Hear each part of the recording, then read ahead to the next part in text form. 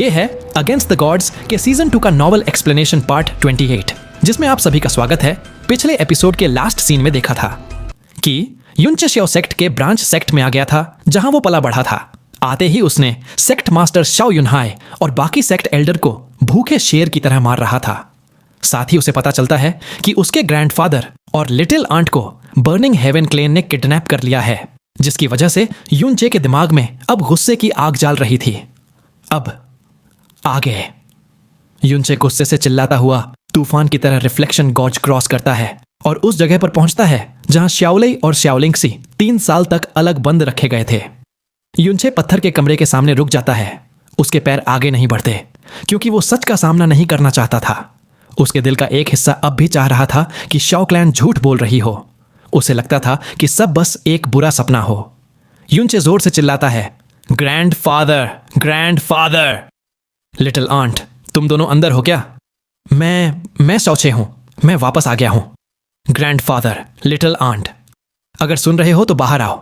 उसकी आवाज थोड़ी कांपती हुई निकलती है, लेकिन वापस एक भी जवाब नहीं आता। उसकी आखिरी उम्मीद भी एक बुलबुले की तरह फूट जाती है। युनचे अपनी सांस रोककर आगे कदम बढ़ाता है।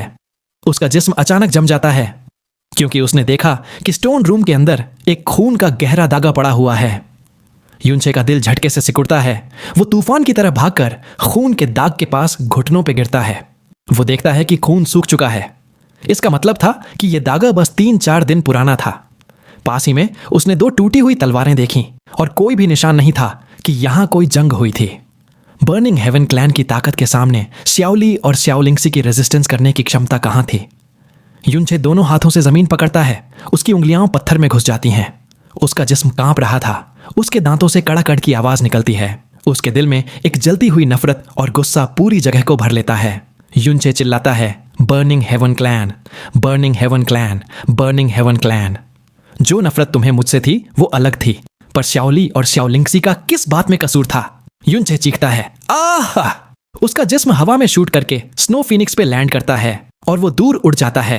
युनचे चीखकर बोलता है, श्याओ क्लैन के तुम कमीने बुड्ढों, सब तुम्हारी वजह से हुआ है। अगर मेरे ग्रैंडफादर और मेरी लिटिल आंट को कुछ भी हुआ तो तुम्हारा पूरा श्याओ क्लैन मौत में डूब जाएगा। श्याओ क्लैन के आसमान में उसकी चीख गूंजती है। सबने देखा, एक बड़ा सा स्नो वाइट बीस्ट हवा में उड़ गया। सब लोग जमीन पे गिरकर कांप रहे थे। जब तक वो बीस्ट उनकी नजरों से गायब नहीं हुआ, उनके पैर उठ नहीं पाए। युनचे को पता नहीं था कि बर्निंग हेवन क्लेन कहां पर है, इसलिए उसने साउंड ट्रांसमिशन जेड का इस्तेमाल करते हुए सीनियर सिगोंग से पता कर लिया कि न्यू मून सिटी से साउथ वेस्ट में 3000 किलोमीटर दूर। जब वो ब्लू फायर रीजन पहुंचेगा, वहां पर वो किसी से भी बर्निंग हेवन वैली का रास्ता अगर पूछेगा तो वो सीधा बर्निंग हेवन क्लैन पहुंचेगा। इसके बाद युनचे साउंड ट्रांसमिशन जेड को बंद करता है और साउथ वेस्ट की तरफ नफरत भरी आंखों से देखता है। नीचे जो स्नो फिनिक्स बीस्ट थी वो अपने मालिक के गुस्से को महसूस करके अपनी मैक्सिमम स्पीड पर उड़ने लगती है। उसके पीछे एक सफेद लंबी लाइन आसमान में खिंचती चली जाती है और वो धीरे धीरे होराइजन में गायब हो जाती है। सीन शिफ्ट होता है और बर्निंग हेवन क्लैन में दिखाया जाता है, जहां पर फेन जुएचन अपने क्लेन के प्रोफाउंड बीस्ट के साथ युनचे के ग्रैंडफादर श्याओली और लिटिल एंट श्याओलिंगसी को ले आया था। जब वो बर्निंग हेवन क्लैन के बड़े गेट पर पहुंचे, सब अपने माउंट से नीचे उतर गए। श्याओलिंगसी ने अपने हाथ कस लिए, दांत भींचकर बोली, हमारी तुमसे न कोई दुश्मनी है, न ही हमने तुम्हें कभी कुछ किया, तो फिर तुम्हें आखिरी चाह क्या है हमारे साथ? एक बूढ़ा आदमी आगे आया। उसने उस श्याओलिंगसी को धक्का देते हुए बोला, ज्यादा बकवास मत कर, चल आगे। श्याओलाई तुरंत एक कदम आगे बढ़ता है और श्याओलिंगसी के सामने खड़ा हो जाता है। अगले ही पल वो बूढ़ा उससे जोर का धक्का देता है और वो जमीन पर गिर जाता है। श्याओलिंगसी दर्द से चिल्लाती है, फादर! वो दौड़कर अपने पिता को उठाती है। श्याओली अपना सीना पकड़ता है और जोर जोर से खांसता है। उसका चेहरा और भी सफेद पड़ जाता है। उसी वक्त फेन जुएचन घूमकर ठंडी आवाज में बोलता है, रुको, तुम्हें किसने इजाजत दी कि उन्हें तंग करो? इनकी जिंदगी और मौत तुम डिसाइड नहीं कर सकते। अगर दोबारा उन्हें तंग किया तो मैं तुम्हारा हाथ काट दूंगा। वो बूढ़ा जो अभी तक हंसी उड़ा रहा था तुरंत जम जाता है। फेन जुएचन की बात सुनते ही वो डर के मारे तुरंत पीछे हट जाता है। फिर फेन जुएचन ठंडी आवाज में कमांड देता है, श्याओलाई को ड्रैगन कन्फाइनिंग प्रिजन के सबसे नीचे लेवल में बंद करो। और ये लड़की, उसका चेहरा थोड़ा अजीब हो जाता है। बिना सीधे उसकी तरफ देखे बोलता है, इसे मेरे residence mortal parting heavenly pavilion में ले जाओ और मेड जी लैंड को बोलो इसे करीबी से देखकर रखे। सीन चेंज होता बर्निंग हेवन क्लैन के सिटी डिस्ट्रॉइंग पवेलियन के अंदर फेन ज्वेचेंग को दिखाया जाता है, जिसका पूरा बायां हाथ बंधा था और दायां हाथ ढीला लटका हुआ था। उसके पास बहुत सारे स्पिरिचुअल पिल और मेडिसिन थीं और फेन ज्वेचेंग का प्रोफाउंड स्ट्रेंथ भी कमजोर नहीं था, लेकिन युनचे का अटैक इतना खतरनाक था कि 10 दिन के बाद भी उसके घाव ठीक नहीं हुए। उसके जिस्म का दर्द और उसके दिल की बेइज्जती अब खौफनाक नफरत में बदल चुकी थी। अचानक सिटी डिस्ट्रॉइंग पवेलियन का दरवाजा जोर से लात मारकर खोला गया। गुस्से से भरा हुआ फेन दुआनहन अंदर आता है। फेन ज्वेचेंग इसे देखकर हैरान नहीं होता, बल्कि शांत खड़ा होकर पूछता है, फादर, किसको देखकर आप इतने गुस्से में आ गए? फेन दुआनहन गुस्से से चिल्लाता है, क्या तुमने चेनर को फ्लोटिंग क्लाउड सिटी भेजकर उन दोनों को यहां बुलवाया? फेन ज्वेचेंग तुरंत जवाब देता है, जी मैंने किया। फेन दुआनहन जोर से गरज कर बोलता है, तुमने मुसीबत खड़ी कर दी, तुमने मुझसे पूछा भी नहीं। फेन ज्वेचेंग बिना डरे बोलता है, अगर मैं आपसे पूछता तो आप कभी हां नहीं बोलते। फेन दुआनहन जोर से पास की लंबी जेड टेबल तोड़ देता है और चिल्लाता है, बेशर्म, समझते भी हो तुमने क्या कर दिया है? युनचे वो आदमी है जिससे हम अभी बिल्कुल भी परेशान नहीं कर सकते। ग्रेट एल्डर फेन दुआनचैंग फेन मोली, एक जो एम्परर प्रोफाउंड रेल्म के करीब था, और साथ ही साथ स्काई प्रोफाउंड एक्सपर्ट्स, सब युनचे के हाथों बुरी तरह मर गए। सिर्फ फेन दुआनहाई जिंदा बचा था, और वो भी युनचे ने जानबूझकर छोड़ दिया ताकि हमें एक वार्निंग मिले और हमारी थोड़ी इज्जत बची रहे। फेन दुआनहाई के कहने के हिसाब से युनचे की ताकत तुम्हारे ग्रैंडफादर के बराबर है। ऐसे शख्स से या तो दोस्ती बनाओ, और अगर दोस्ती ना हो तो कम से कम दुश्मनी बिल्कुल मत छेड़ो। और तुमने? फेन ज्वेचेंग तुरंत उठकर गुस्से से बोलता है, फादर बस सहना चाहते हैं। उसने मेरे छोटे भाई को मार दिया जो आपका बेटा भी था। उसने मेरी शादी तोड़ दी, मुझे और बर्निंग हेवन क्लैन को दुनिया में जलील कर दिया। सब हमारा मजाक उड़ा रहे हैं। उसने हमारे साथ एल्डर्स जो पवेलियन मास्टर्स थे उन्हें भी मार डाला। इतनी बड़ी नफरत माफी के लायक नहीं होती। न सिर्फ मैं बल्कि हमारे एल्डर्स और पवेलियन मास्टर्स भी चाहते हैं युनचे को टुकड़े टुकड़े कर दिया जाए। और आपने असेंबली में चुप रहने का डिसीजन लिया। कब तक सहना है हमने? बर्निंग हेवन क्लैन ने हजारों सालों तक कभी किसी से डरना नहीं सीखा, और आज हम एक लड़के से डर रहे हैं जिसका कोई भी बैकग्राउंड नहीं है। फेन दुआनहन जोर से घूमकर हाथ घुमाता है और चिल्लाता है, चुप रहो। मुझे सब याद है।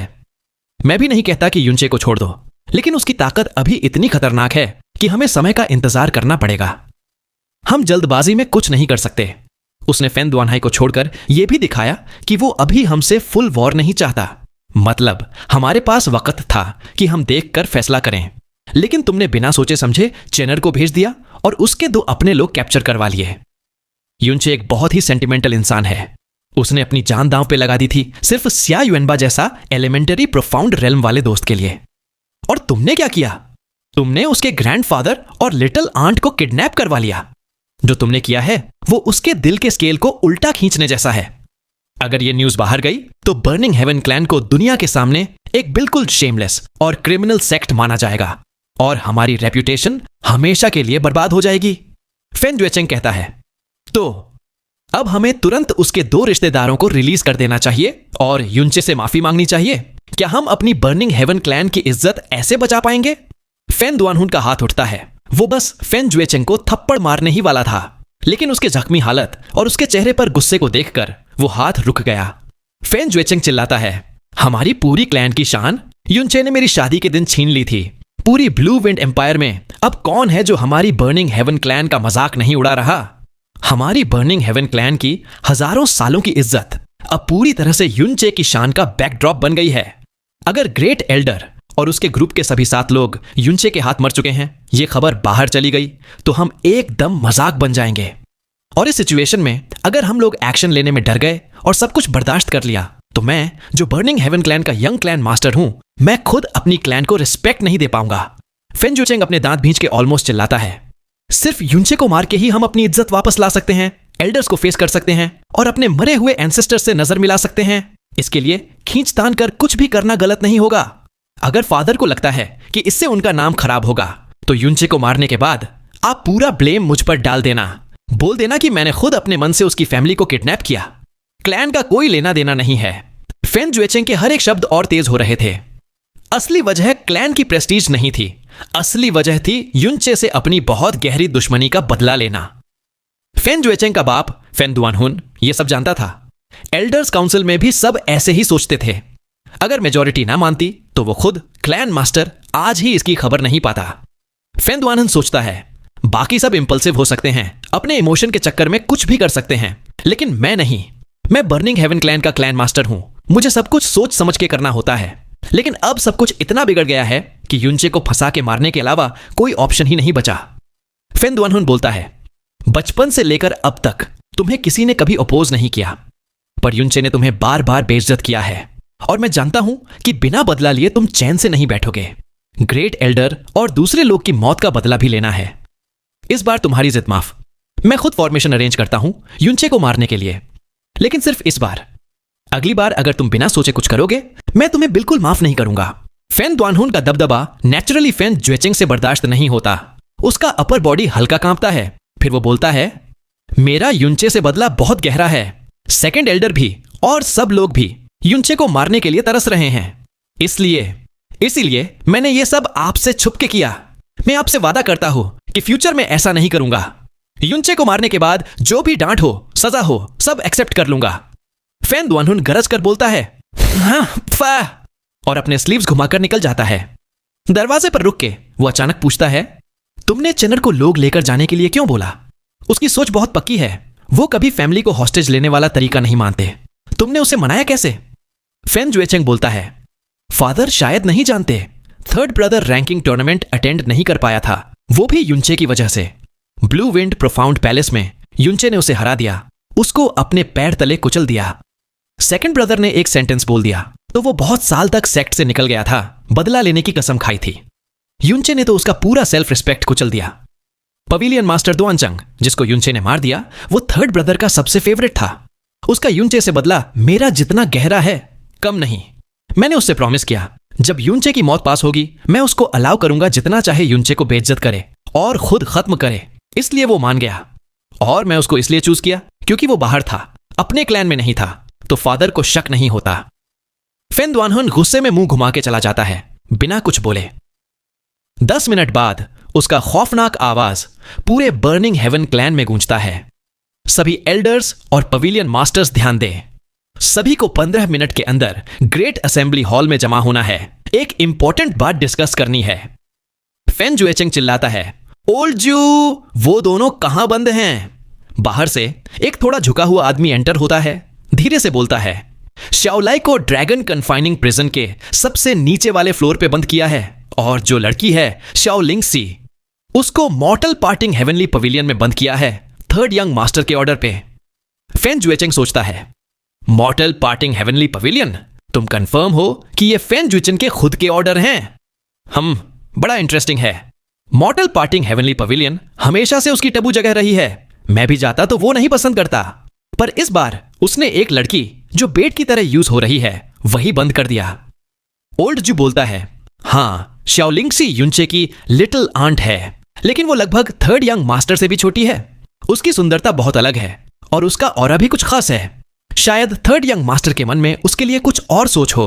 फेन जुएचेंग मुस्कुराता है ओह ऐसा है, चलो मॉर्टल पार्टिंग हेवनली पवेलियन। युनचे को खबर मिलने में कम से कम 7 या 8 दिन लगेंगे, तब तक हम यहां बहुत कुछ कर सकते हैं। ओल्ड जू भी हाँ में हिलाता है। Burning heaven clan burning heaven valley में थी। क्लैन का एरिया सीधा नहीं था, बल्कि पहाड़ों और अनइवन ग्राउंड से भरा था। उस जगह पर अलग अलग ऊंचाई के पहाड़ बिखरे हुए थे। मॉर्टल पार्टिंग हेवनली पवेलियन फेन जुएचेंग की रहने की जगह थी, और मॉर्टल पार्टिंग हेवनली पवेलियन इसलिए कहते थे क्योंकि वो क्लैन का सबसे ऊंचा पहाड़ पे बना था, जो लगभग 100 मीटर ऊपर था। यह फेन जुएचेंग का प्राइवेट घर था, ट्रेनिंग ग्राउंड की तरह यूज होता था। किसी को भी बिना परमिशन के जाने की मनाही नहीं थी, लेकिन अगर फेन जुएचेंग घुसना चाहे तो कोई उसको नहीं रोक सकता। फेन जुएचेंग वहां नहीं था। फेन जुएचेंग आसानी से मॉर्टल पार्टिंग हेवनली पवेलियन अंदर चला गया। जैसे ही गेट खोला, एक लड़की जो खिड़की के पास घबराकर खड़ी थी, उसने तुरंत फेन जुएचेंग को देख लिया। फेन जुएचेंग की आंखों में चमक आ गई, एक भूखे भेड़िए जैसा चेहरा हो गया। वो लड़की सिर्फ 17 या 18 साल की लग रही थी। युनचे की आंट इतनी छोटी होगी, फेन जुएचेंग को उम्मीद नहीं थी। फेन जुएचेंग अपनी नजर उस पर टिकाए रखता है, वो छोटा फ्लोटिंग क्लाउड सिटी जिसका वो कभी खास ख्याल नहीं रखता था। उसने कभी सोचा भी नहीं था कि ऐसी जगह से इतनी खूबसूरत लड़की निकलेगी। फेन जुएचेंग की नजर लालच और लस्ट के बीच झुकती रही। कमरे का दरवाजा अपने पैर से जोर से बंद करता है और एक बदतमीज मुस्कान के साथ शाओलिंगसी की तरफ बढ़ता है। शाओलिंगसी घबराकर बोलती है, आप कौन हो?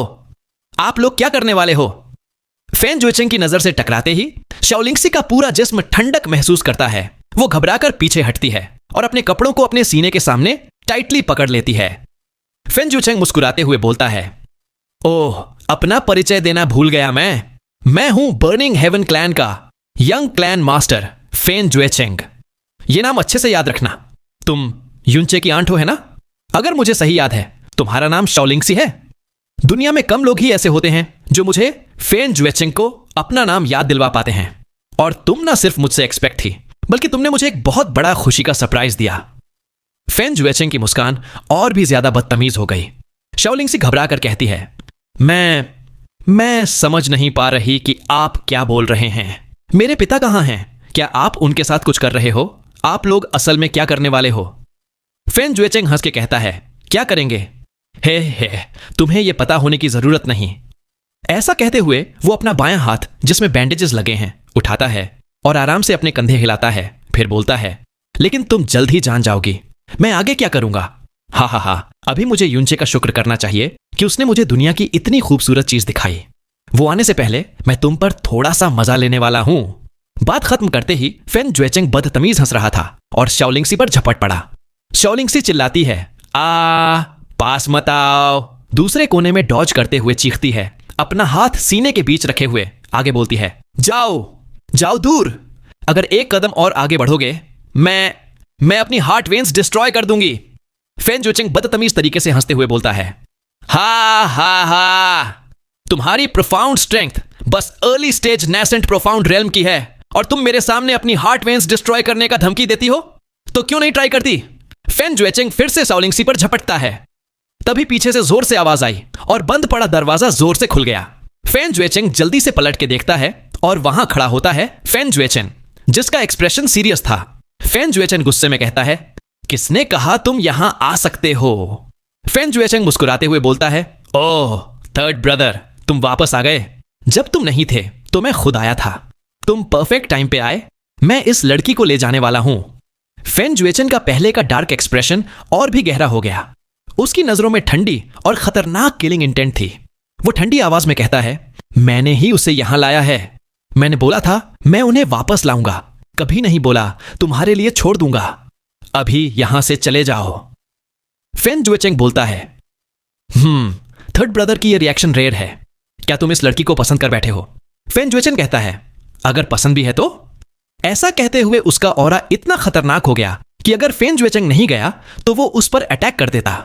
फेन जुएचेंग हल्की मुस्कान के साथ कहता है, तो मतलब थर्ड ब्रदर भी कुछ ज्यादा ही सीरियस है। पहले तो मैं सोचता था कि तुम बस सीरियस हो और लड़कियों से दूर, पर लगता है मैं गलत था। अगर तुम्हें यह लड़की पसंद है तो मैं बड़ा भाई होने के नाते तुम्हें यह लड़की देता हूं, पर याद रखना वो युनचे की आंट है।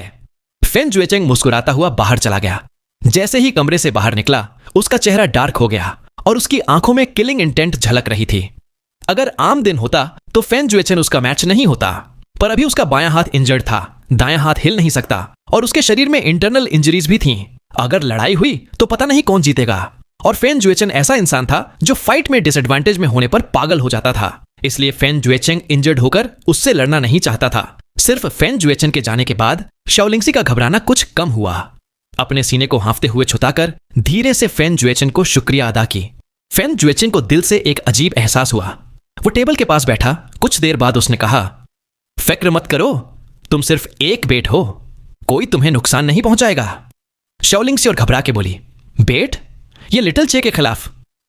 आप लोग और लिटिल चे में क्या हुआ? अगर उसने कुछ गलत किया है तो मैं उसकी जगह माफी मांगती हूं। क्या आप उसको छोड़ दोगे? लिटिल चे बहुत अच्छा है, वो जानबूझकर आपको परेशान नहीं करेगा।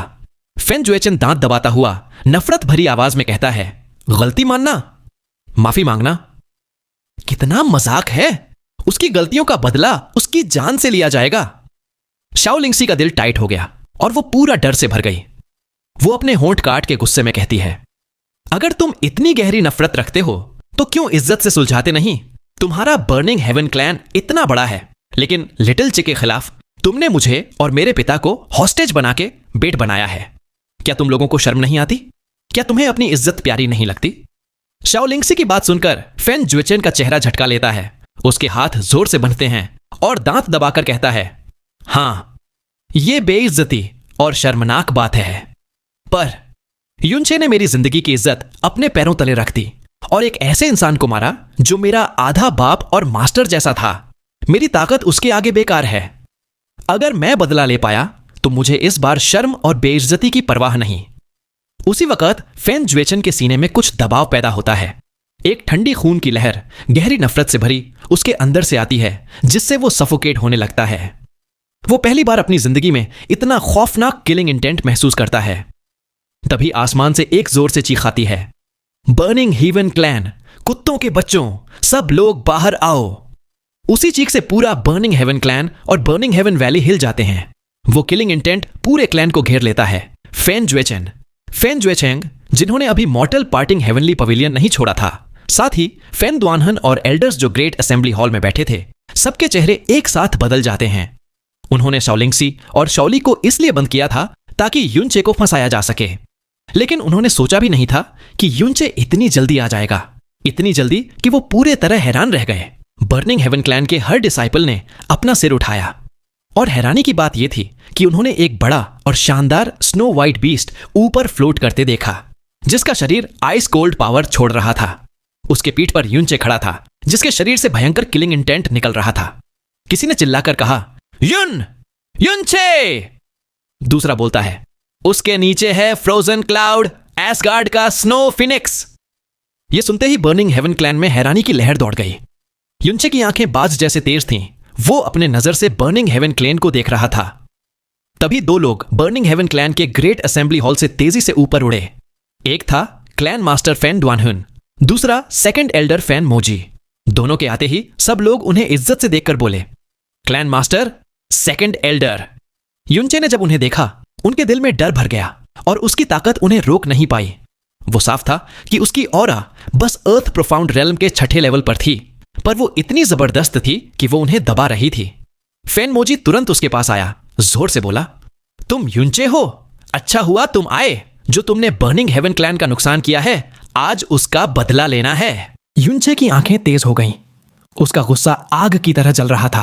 वो बोलता है, जब तुमने फेन मोली को मुझे मारने भेजा था तो मैं सोचता था कि मुझे जल्दी बदला लेना चाहिए था, और तुमने मुझे छोटा सा चांस भी दिया।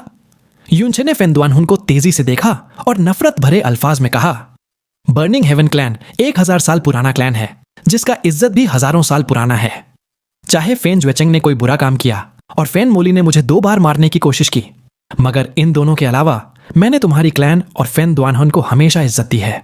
लेकिन आखिर में मैं अंधा था। हमारे बीच 1000 दुश्मनियां हैं, पर सब मुझे ही तकलीफ पहुंचाता है। तुम जितना चाहो मेरे ऊपर आओ, पर तुम इतना शर्मनाक और नीच तरीका अपनाते हो। यह बर्निंग हेवन क्लैन है, जिसके हजारों सालों की तारीख है। तुम सबसे मुझे घिन आती हो। युनचे के लफ्ज फेन दुआनहुन के दिल को डायरेक्ट चुभ गए। वो बाहर से शांत दिख रहा था, मगर अंदर उसके दिमाग में तूफान चल रहा था और वो कुछ भी बोल नहीं पा रहा था। उसके लिए भी ये हरकतें शर्मनाक थीं, पर उन्होंने युनचे की फैमिली मेंबर को कैद किया था और युनचे गुस्से में यहां खड़ा था। अब सिर्फ एक रास्ता बचा था, यहां उसको कैद करके मारना। फेन मोजी बहुत गुस्से में चिल्लाता है, तुम छोटे चूहे, तुमने हमारा सेकंड यंग क्लैन मास्टर मारा, मेरा बड़ा भाई मारा और हमारे यंग क्लैन मास्टर और पूरा क्लैन की बेइज्जती की। तुम्हें किसी भी तरीके से मारना चाहिए ताकि हमारे सेकंड यंग क्लैन मास्टर और मेरा बड़ा भाई आराम से हेवन में जा सके। तुम यहां आए हो तो अपनी मौत कबूल करो। युनचे ठंडी आवाज में हंस पड़ा। उसका गुस्सा आग की तरह फैला हुआ था। वो धीमी आवाज में पूरे बर्निंग हेवन क्लैन के आसमान में बोलता है, मैं तुम्हें एक आखिरी मौका दूंगा। जल्दी मेरे दादाजी और मेरी लिटिल आंट को छोड़ दो। सिर्फ तब मैं फेन जुएचेन और फेन जुएचेंग को मारूंगा, वरना मैं तुम्हारी पूरी बर्निंग हेवन क्लैन को जिंदा नहीं छोड़ूंगा। फेन मोजी जोर से चिल्लाता है, मौत नजदीक है, फिर भी तुम घमंडी हो। आज मैं तुमसे खुद निपटूंगा। अपना हाथ फैलाते ही उसके हाथ में एक पर्पल बर्निंग हेवन ब्लेड आ गया। वो ब्लेड से स्लैश करता है, जिससे आसमान में 60 मीटर तक फ्लेम की लपटें अपीयर होती है, जो युनचे की तरफ तेजी से बढ़ रही थी। युनचे का आना पूरे बर्निंग हेवन क्लैन में हंगामा मचा दिया। लगभग सब बर्निंग हेवन क्लैन के लोग अपनी नजर ऊपर की तरफ जमाए हुए थे और भारी संख्या में भीड़ इकट्ठा हो रही थी। इसमें elders, pavilion masters, hall masters, guardians और आर्म डिसाइपल्स शामिल थे। कुल मिलाकर कम से कम 1 लाख लोग थे। फेनमोजी को एक्शन लेते देखते ही बर्निंग हेवन डिसाइपल्स अचानक से एक्साइटेड होकर चिल्लाने लगे। जब फेनमोजी ने अपना मूव किया, उसके ह्यूज पावर और शॉक वेव से 300 मीटर तक हीट वेव स्प्रेड हो गया, जिससे बहुत से बर्निंग हेवन डिसाइपल्स के आंखों में चमक आ गई। पर्पल फ्लेम की लपटें सीधा युनचे के गले की तरफ गई, लेकिन युनचे बिल्कुल भी नहीं हिला। जब फ्लेम की लपटें सिर्फ 3 मीटर दूर थी, युनचे ने अपनी हथेली बिजली की तरह आगे बढ़ाई और फ्लेम की लपटों को पकड़ लिया। एक भयंकर पावर फ्लेम की लपटों के जरिए फेनमोजी के हाथों तक पहुंच गई। फेनमोजी चिल्ला उठा, आ! ब्लड हवा में उछल गए उसके ब्लेड को पकड़ने वाले हाथ से, क्योंकि उंगलियों के बीच की स्किन तुरंत फट गई। फेनमोजी ने अपना बर्निंग हेवन सोर्ड तुरंत छोड़ दिया, क्योंकि फ्लेम की लपटें सीधा युनचे के हाथ से उसके अपने हाथ में अब्सॉर्ब हो गया था। पिंग की आवाज के साथ फेनमोजी का हाई ग्रेड अर्थ प्रोफाउंड बर्निंग हेवन ब्लेड तुरंत युनचे के हाथ में 2 टुकड़े हो गए। क्या क्या क्या यह सीन ऐसा था जैसे 9 हेवन से एक बड़ा बिजली डायरेक्टली उनके दिमाग में गिर गई हो। सब लोग शॉक और डिस्पेयर से भर गए। युनचे कहता है, यही तुम्हारा बदला है, ठीक है। और वो बर्निंग हेवन ब्लेड के टुकड़े अपने हाथ से फेंकता है। उसका चेहरा गुस्से से कांप रहा है। तुम साले, आज इस गंदी बर्निंग हेवन क्लैन में मैं तुम्हारा खून पी लूंगा। युनचे गुस्से में जोर से चिल्लाता हुआ है, ड्रैगन फॉल्ट निकालता है, जिससे एक एंग्री ड्रैगन क्राई सुनाई देता है और सीधा फेन दुआनहुन और फेनमोजी की तरफ आगे बढ़ता है। नीचे खड़ा फेन दुआनहाई चिल्लाता है, क्लैन मास्टर, सेकंड एल्डर, संभल के। फेन दुआनहुन और फेनमोजी चिल्लाते हैं, तेरी इतनी हिम्मत। दोनों ने एक साथ अपना मूव किया। पर्पल फ्लेम से ड्रैगन बनाते हुए दोनों ने अपने अपने पर्पल फ्लेम्स ड्रैगन को एक में बदल दिया और एक बड़ा हीट वेव आसमान की तरफ गया, युनचे की तरफ। बूम की आवाज के साथ पर्पल फ्लेम्स ड्रैगन फॉल्ट से टकरा गई और इंस्टेंट कर्टिक स्पार्क्स पूरे आसमान में फैल गए। फेन दुआनहुन और फेनमोजी शॉक से पेल हो गए। अपनी पूरी प्रोफाउंड स्ट्रेंथ कल्टीवेशन दोनों एक साथ मिलकर युनचे पर लगा रहे थे, लेकिन युनचे के हेवी सोर्ड ने सब कुछ ब्लॉक कर दिया। फेन दुआनहुन और फेनमोजी को सांस लेने का मौका भी नहीं मिला। युनचे के हेवी सोर्ड की बची हुई पावर उन पर जोर से लगी और तुरंत फेन दुआनहुन का राइट हाथ और फेनमोजी का लेफ्ट हाथ मुड़ गया। उसके बाद सोर्ड उनकी छाती पर ऐसा लगा जैसे जायंट हैमर से मारा हो। गुस्से में युनचे ने बिल्कुल भी हेजिटेशन या दया नहीं दिखाई। उसके मूव्स बिल्कुल भी सॉफ्ट नहीं थे। फेन दुआनहुन और फेनमोजी दोनों ऊपर की तरफ मुंह खोल के खून थूकते हुए पीछे उड़ गए। पीछे खून की लंबी लाइंस बन गई। ये दोनों जिन्हें युनचे ने क्रश किया कोई आम लोग नहीं थे। एक था burning heaven clan master, 9th level of sky profound realm. दूसरा था एल्डर, जिसका profound strength cultivation 10th level of sky profound realm, फेनमोजी। दोनों अपनी दुनिया के टॉप एक्सपर्ट थे, लेकिन फिर भी अपनी कंबाइंड पावर के बावजूद युनचे ने दोनों को एक ही मोमेंट में हेवी इंजरी दे दी। यह सीन सब बर्निंग हेवन डिसाइपल्स के लिए अजूबा सपना जैसे ही था। सबकी रूह तक हिल गई। बर्निंग हेवन क्लैन के एक्सपर्ट्स चिल्लाते हैं, हमारे क्लैन मास्टर को चोट पहुंची, तुझे मरना होगा। ऐसा बोलते हुए सब जगह से एक्सपर्ट्स आ गए। 1000 से ज्यादा ब्लू और पर्पल फ्लेम ड्रैगन्स आसमान में उछले और युनचे पर टूट पड़े। युनचे इतने सारे फ्लेम अटैक्स में पूरा डूब गया। सब फ्लेम्स मिलके एक बड़ा फ्लेम स्टॉर्म बना दिया। यह अटैक फेनमोली पर होता तो वो तुरंत राख हो जाता, लेकिन युनचे को कुछ भी नहीं हुआ। उसकी गुस्से से भरी आवाज फ्लेम स्टॉर्म के अंदर से गूंजती है, बहुत बढ़िया, सब आ गए, जितने ज्यादा उतना अच्छा। मुझे एक एक ढूंढने की मेहनत नहीं करनी पड़ेगी, तुम सबको एक साथ नर्क भेज दूंगा। अरे रुको, अगर आप लोग चाहते हो कि मैं इस नोबेल को ऐसे ही एक्सप्लेन करता रहूं, तो फिर वीडियो को लाइक करके कमेंट सेक्शन में जरूर बताना ये वीडियो कैसा लगा। साथ ही चैनल को सब्सक्राइब करके बेल आइकन को ऑल पर सेट कर लेना, जिससे जैसे ही मैं आगे के एपिसोड अपलोड करूं, आप तक पहले नोटिफिकेशन आए और आप पहले वीडियोस को देख पाए।